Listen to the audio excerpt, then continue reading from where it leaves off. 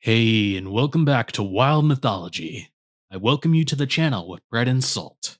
For this video, I'm going to be covering 5 gods and goddesses of the moon from Mythology and Folklore.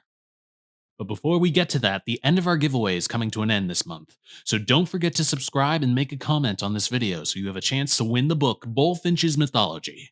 This is going to be our last video of the month, so make sure you comment on every video I made this April to give yourself 8 chances to win our giveaway. I'll be revealing the winner in the first video of May, so you have until April 30th to enter. Now enough of that, let's get to the gods and goddesses of the moon. Number 1. Khonsu. With the recent release of Marvel's Moon Knight on Disney+, Khonsu, the Egyptian god of the moon, has gotten a lot of attention and is a great starting point for our moon gods video. In mythology, Khonsu is the child of Amun and Mut, and is usually depicted as a young mummiformed man in the posture of a mummy, or as a falcon-headed man with a lunar headdress above his head. He doesn't look nearly as cool as he looks in Marvel though, but hey, that's just me. Alongside his father and mother, Khonsu was highly worshipped in the city of Thebes as a gentle and compassionate god. Although, according to earlier texts, Khonsu used to be worshipped as a bloody, thirsty cannibal god before the days of Thebes. According to mythology, Khonsu's name was invoked at night for protection against wild animals and healing, because Khonsu was the guardian of the night, and all travelers of the night fell under his domain. It was also believed that he was connected to fertility, and that during the crescent moon, women and livestock could become pregnant, as well as give birth easier if touched by the moon's light. Number 2. Artemis. Artemis is one of the 12 Olympians and is the goddess of the moon and the hunt from Greek mythology. In Roman mythology, she goes by Diana. Artemis is the child of Zeus and Leto and the older twin sister of Apollo, the god of the sun. Although Apollo would probably say he was the oldest, just to annoy his sister. In mythology, it's said that Artemis was born first, and that she helped her mother Leto with the birth of Apollo as a midwife. This act was so ingrained into her that Artemis became a goddess of childbirth. While Artemis was still young, she went to her father Zeus, sat on his knee, and asked him for 10 wishes. Number 1, to always remain a maiden. Number 2, to have many names to set apart herself from Apollo. Number 3, to have a bow and arrows made from the mighty Cyclopses. Number 4, to be known as the Lightbringer. Number 5, to have a knee-length tunic for hunting. Number 6, to have 60 maiden daughters of the sea titan Oceanus, all of the ages of 9, to join her hunt. Number 7, to have 20 nymphs as handmaidens. Number 8, to rule all mountains.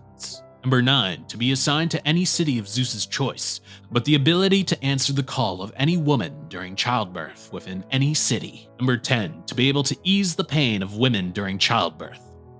Listening to his daughter's wishes, Zeus smiled down at her and granted them all. As well as being the goddess of the moon, the hunt, and childbirth, Artemis is also the goddess of virginity. Artemis vowed to never break her maidenhood, and usually traveled with a group called the Hunt, which was filled with women who made the same vow. As the goddess of the moon, Artemis was responsible for guiding the moon across the sky, usually in her silver chariot pulled by silver does. Throughout mythology, Artemis appears in multiple myths, such as the story of Actaeon, where Artemis turned Actaeon into a stag for seeing her naked. Or the story of the woman Callisto, who gets turned into a bear by Artemis for breaking her vow of chastity with Zeus. Then there's the myth of Orion, which has multiple versions. In one version, Orion is a great hunter and is the only man that Artemis ever fell in love with. On the eve of their marriage, a jealous Apollo tricks Artemis into killing Orion, leaving her saddened and causing her to place Orion into the stars. Number 3. Chang'e. Chang'e is the moon goddess from Chinese mythology and is involved in one of the most famous myths from China. In the myth, the earth was still young and was surrounded by not one sun, but 10. The 10 suns made the earth extremely hot, which made growing crops difficult. Finally, the young archer Hoi had enough. With 9 arrows, he raised his bow to the sky and shot down 9 of the suns. As a reward for making the earth a better place, the gods gave Hoi an elixir of immortality. While grateful for the gift, Hoi refused to take it, for there was only enough elixir for one person, and he did not wish to leave his wife, Chang'e. So he hid the elixir away under their bed. When Chang'e discovered what her husband was gifted, she started to plan. After her husband fell asleep, Chang'e took the elixir from its hiding spot and drank it. This caused Chang'e to start floating up into the sky, as well as waking up her husband. Furious that his wife had stolen his gift and was abandoning him, Hoi grabbed his bow and tried to shoot her down. He missed every shot, and by the time his arrows ran out, Chang'e vanished into the moon. Over the years, Hoi's anger grew less and less, and he could usually be found staring longingly at the moon. He began to leave fruits and desserts out for his wife so that she knew he was thinking about her, something that Hoi continued to do until he died. This tradition continues today during the Mid-Autumn Festival, a huge event in China where people give offerings to Chang'e. As for Chang'e, some versions of the myth have her punished by the gods and turned into an ugly toad, bound eternally to the moon. Others tell of how Chang'e became addicted to the elixir of immortality, and that she spent her days in the moon making more, usually with the help of a moon rabbit. Number 4. Tsukuyomi. Tsukuyomi is the god of the moon and the night from Japanese mythology, and is one of the 3 noble children of the creator Izanagi, including his older sister Amaterasu, the goddess of the sun and the heavens, and his younger brother Susanoo, the god of the sea and storms. In mythology, after Izanagi escaped from his sister wife in the underworld Yomi, he decided to purify his body of the underworld's filth. In the process of washing himself, Tsukuyomi was born when Izanagi washed his left eye. He then divided the world amongst his 3 noble children, granting Tsukuyomi domain over the moon and the night. It is said that for a time Tsukuyomi and Amaterasu became husband and wife, and that because of this marriage the sun and moon shared the same sky. At the feast, the goddess of food created an amazing meal by spitting it out of her mouth. Disgusted with this, Tsukuyomi killed the food goddess, which angered Amaterasu greatly.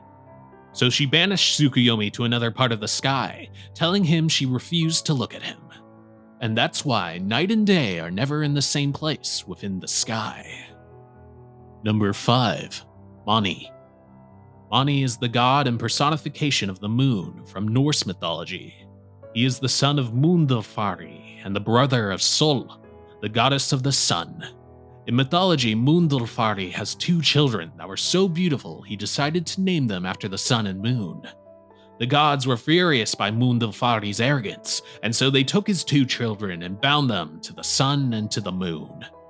With the help of 2 silver horses connected to a silver chariot, Mani became responsible for pulling the moon across the sky, giving humans the ability to measure time. But not soon after becoming bound to the moon, the wolf Hati, the son of the great wolf Fenrir, started chasing Mani. It is said that the wolf Hati will continue to chase Mani across the sky until the time of Ragnarok, where Mani will finally be caught and devoured. And there it is, I give you 5 gods and goddesses of the moon from mythology and folklore. I hope you enjoyed the video. Go check out our other content and don't forget to subscribe and comment so you can enter our giveaway. Well, until next time on Wild Mythology.